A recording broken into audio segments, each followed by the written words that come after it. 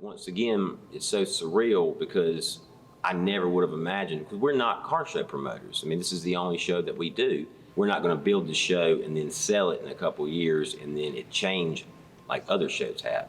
We're going to keep it like we are, and we're going to keep it in the family, as a family business, as a family thing, because it really is what works. Like I said, this is a show put on by truckers for truckers. It's a very unique thing.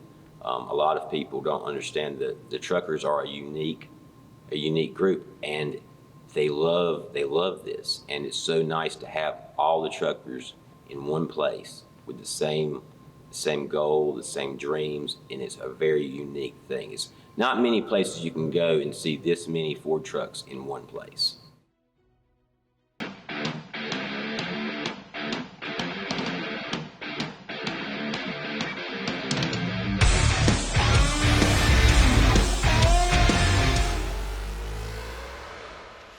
Hi guys, my name's Matt. I'm Jim. And this is The Car Show Guys. Woo, we got a good one for you today. We sure do. We had the honor and the privilege of going behind the scenes with Mr. Joe Carpenter Jr. So Joe Carpenter Jr. is the son of Joe Carpenter.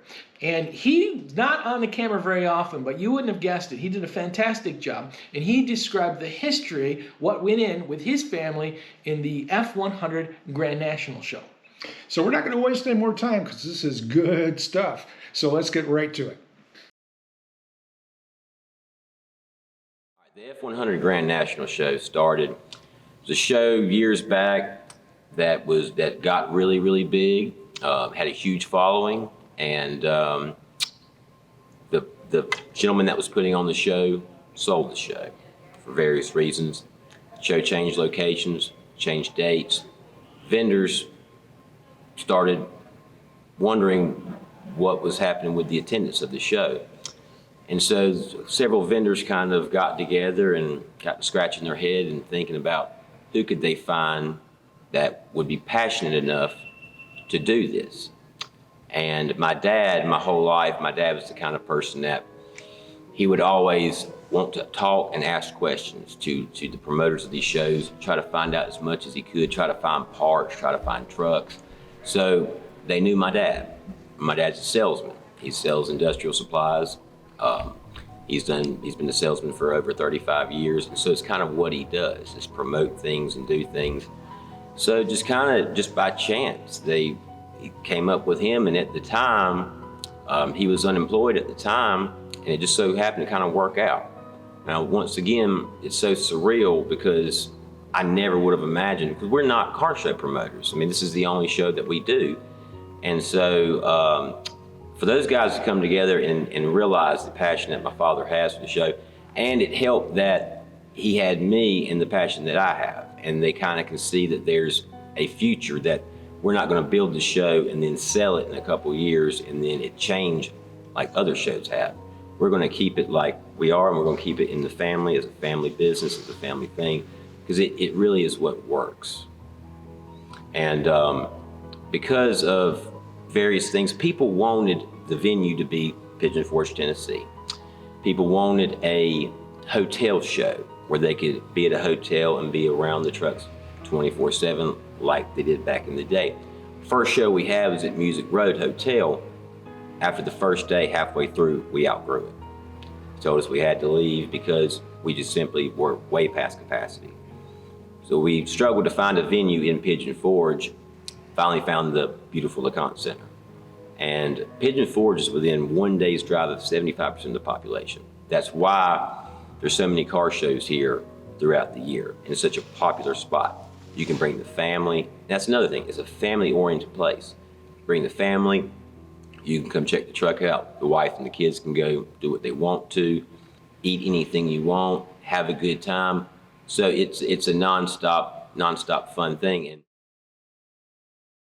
when the show started with 250 trucks the first year, that was unbelievable for us. And the show has grown progressively by at least 200 to 250 trucks a year. Last year we had 652 was the final number. This year we had 600 pre-registered. And I think we were at 825 yesterday about 1 o'clock. So once again, it's amazing to see where this where the show has came, and it's because of the passion that these folks have.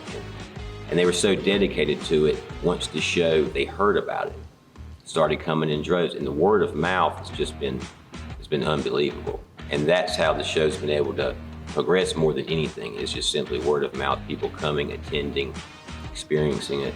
Because if you're building a truck, people will ask me all the time, should I come to the show if I'm not bringing my truck? Absolutely. This is where you can find parts, new parts, get ideas for things. This is the place you want to be if you're building a classic Ford truck. Every year we're learning, and every year there will always be changes. Last year the swap meet was in a different location. This year it's in a different location. Next year we're going to have to grow, we're going to have to expand, we're going to have to ask for a little bit more room from the LeConte Center, hopefully, because we are simply filling up. We're close to capacity, and we have room for over 1,000 trucks, but it's getting tight. So we're going to have to ask for more real estate. But we will always, because we're not professional car show promoters, we do this for the passion of it, and we do this show and this show only. So we devote all of our time to this show. So we will always be learning things, always be evolving as the show goes on. I can honestly tell you from 33 years of going to these shows that the 60 vehicles, 60 trucks that are inside the LeConte Center right now as we speak are some of the nicest builds that have ever been assembled under one roof, ever. People come from all over the country to this show. That's one of the things that's so unique. This show will draw people from Washington, from Idaho, folks flew in from Ecuador, people from British Columbia. That's one of the most unique things. You get to meet all these people from all these different places and hear their stories. That's one thing that people here love to do, is talk and tell the stories. And that's one of the most unique, one of the coolest aspects of the show. I've had people tell me that they've came on their first year, brought their truck, felt like they were going to be shunned. You know, their truck they didn't feel like was up to a certain level in their own mind. Got to the show within minutes, met somebody, made lifelong friends, people from thousands of miles away. And every year they meet up and do the same thing every year. And the bonds that are built at this show, these Ford truckers and the passion they have in these trucks, I can't even put into words how unique it is. It's something that you have to come experience yourself. And you can literally talk to anybody here, and they are the nicest people you'll ever meet. It's kind of a unique thing, especially with the way the world is today. These people will leave their parts out on their table overnight because they know that swap meet vendors, a lot of them, they stay in their trailers and they all look after everybody. And we've never had anything stolen. Never, to my knowledge, in 33 years, I've never heard of anything stolen from one of these shows in Pigeon Forge. The location is one of the most unique things too. The Smoky Mountains. I mean, absolutely picturesque scenery everywhere you look. And then to have this awesome truck show kind of right in the middle of the bowl of these mountains. I mean, it's hard to beat. And then the cruise. The cruise that we do on Friday is, goes through Gatlinburg, goes through the scenic route, the Smoky Mountains, and comes back to Pigeon Forge. And to see all those F100s, all those beautiful trucks riding together down the road, there's not many places you'll see that. And it's really cool. Somebody breaks down, you'll have 4 or 5 people stop to help them. It's really an amazing thing, the bond that these folks have got from this show, and the networking, the ideas, things you learn. That's another thing that's such a key part of this show. A few years ago, it kind of was starting to peter down a little bit. The interest wasn't there. But these young people today and their creativity, it's unbelievable the stuff that they're turning out. These small shops that sponsor this show and everything, the products that they're making, it's amazing. And they put the same effort into their trucks. They build these parts, and it is really cool. And it's essential for the show for everything to evolve. See, when I was growing up, the 53 to 56 was the big thing. You didn't see any 70s trucks at these shows back in the day. Well, I was at Joe Carpenter buying parts not too long ago, and by far, The 70s and 60s trucks are selling, they're selling more parts to those than any other trucks. You know, and that's awesome. It's awesome to see these young guys coming out. Last night they had an event, F100s After Dark. That's awesome. These young guys, they like to keep the show going. You know, we have to shut down at 5. They like to keep the show going. That's so cool. That way people that come from California, they come from Idaho, they come from across the country, they can experience more of the show. Back in the day, the show never stopped. We have to stop for reasons, constant reasons here, and understandable, but to have that after our events, the ideas these young folks have are absolutely amazing. And they're our future. They're the future of this country, and getting them involved in these trucks is a key thing. It really is a key thing. That's one of our biggest goals with this show, is to try to reach as many people as we can, put that bug in their ear, plant that seed, and watch it grow into a flower. And I've watched many seeds here grow, and it's truly unbelievable. It gives me goosebumps even thinking about it.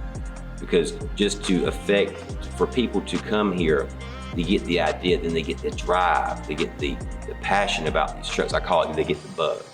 Because it's almost like a disease. When you get it, man, you can't get rid of it. These trucks and these people are so awesome. It really is a very unique thing, so awesome to be a part of. Yeah, that's good stuff. Joe really knows his trucks, and his family really know how to put on a show. Yeah, if you haven't marked your calendar for next year, you better do it, because you don't want to miss this show. There was over 900 trucks and over 1,000 spectators at this event. Yeah, and Pigeon Forge wasn't too far for us, but we had some adventures along the way. Maybe we'll show you that footage sometime down the road. But I'm sure you all had adventures as well.